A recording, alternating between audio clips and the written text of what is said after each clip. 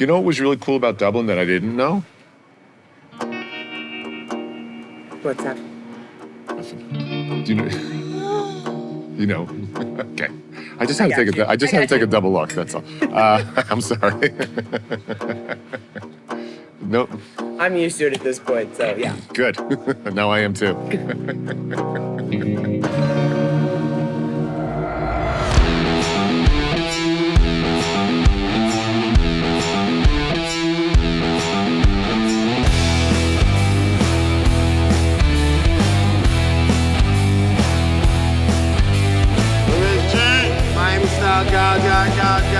God.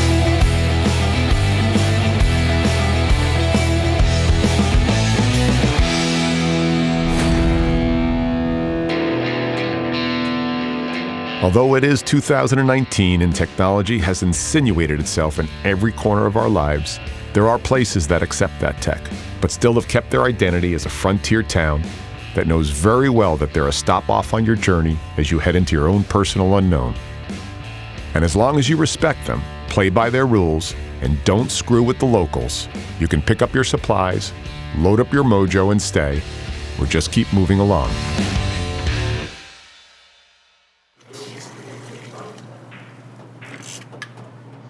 Lemon or lime? No fruit. Not worried about the scurvy? I think the alcohol will kill it.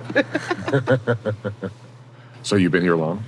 I moved up here in 1990 to go to college. Never Tried to left. move away 5 times and have moved back 5 times. 5 times. And once it gets its hooks in you, that's It's it. I can't tell you how many people have moved away and moved back, or their car broke down here, and next thing you know, they've lived here for 7 years because they just accidentally got a job. Like, yeah. It's a weird little town full of amazingly good people. It's felt that way. Yeah, it really has. Yeah, it's really, Yeah. And as long as you fit into their vibe. Oh. yeah. So what do you do for fun in Flagstaff? What is there to do for fun? We do a lot of drinking. We do a lot of hiking in the forest. I used to roller derby for a while, but Did? got a little old for that. There's different roles in roller derby, right? Right? Isn't there like a blocker? There's a and- blocker and a jammer and a pivot. Yeah. So what else should I know about Flagstaff that you can, a secret? A secret. I don't want to give up all the secrets. We don't want too many people coming here. That's the whole Right. thing. We always make these lists, like top 10 best places to live, top 10 best place to raise your kids. And it's like, He was like, just stop it. We like it the way it is.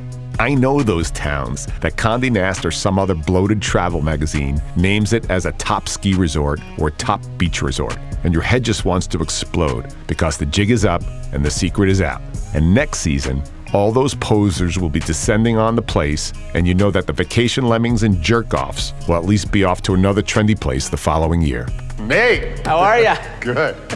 Better living through chemistry. I'm That's here. right. Here we are. This Can I is get you a beer? Yeah, you have a, give me a house specialty. House specialty, yeah. So our flagship is it's a beer called 928 Local. 928's the area code here, and it's a Belgian-style saison. So it's actually brewed with local honey and a wild yeast that we harvested here. So super dry and a little bit fruity. Super nice. Awesome, thank I'm gonna you. pour one for myself too. Yeah, I'm not drinking alone. Yeah, I wouldn't ask you to do that.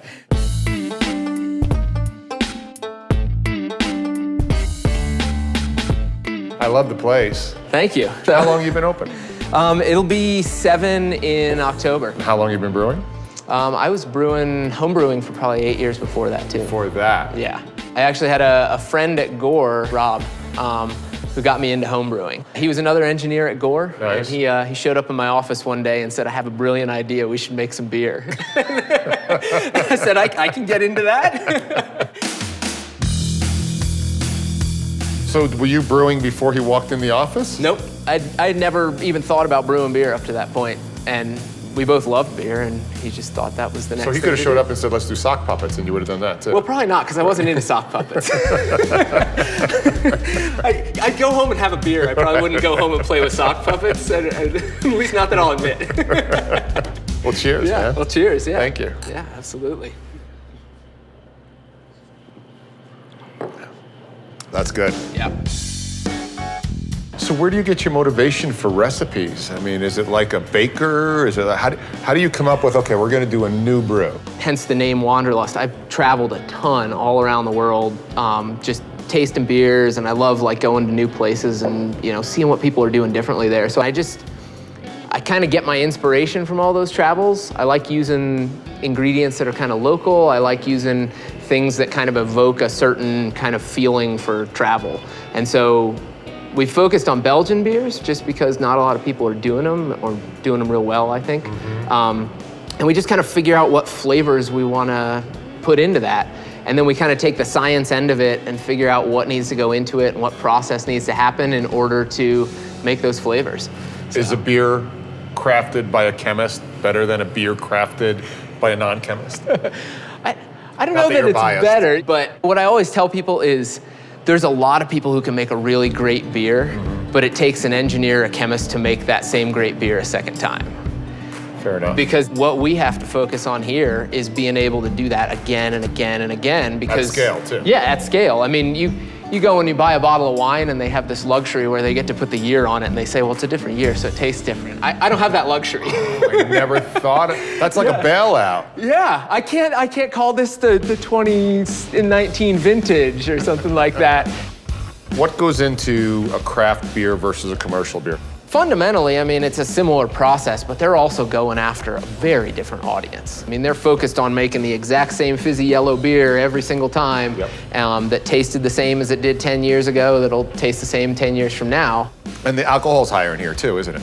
Yeah, I probably should have warned you, this is 8%. I'm not driving, the crew's driving. Perfect, yeah. You're good then. Have another. Right. So I want to rewind for a second. Yeah. You had no idea about this. Self-taught? And I bought a book, How to Brew, and I read it cover to cover, the whole thing. Right. Made sure I understood every bit of it. The second batch we ever brewed was a predecessor to the stout that we still have. If I'm gonna do something, I'm gonna go full bore into it and understand every nuance of it. Because this way, if you control all the inputs and you understand the inputs, you can ultimately control more of the output. Yeah. Lore has it that when Jackson Browne wrote Take It Easy, it was really about a girl, a flatbed Ford, and his time in Flagstaff, Arizona. Yeah, Flagstaff was the catalyst for all that to happen. That's awesome. And when Glenn Fry from the Eagles tweaked it, he thought standing on the corner of Winslow, Arizona flowed a bit better. Everything what we love, we can do and find it in Flagstaff. Something tells me that the people of Flagstaff don't mind that one bit. I'm still onto something, and it's still growing, and I gotta keep going and not give up on this. This noble and proud town of entrepreneurs, dreamers, scientists, and pioneers I wanted to start challenging myself. are well-grounded in their identity and not too worried about the headlines. Thanks, True Future.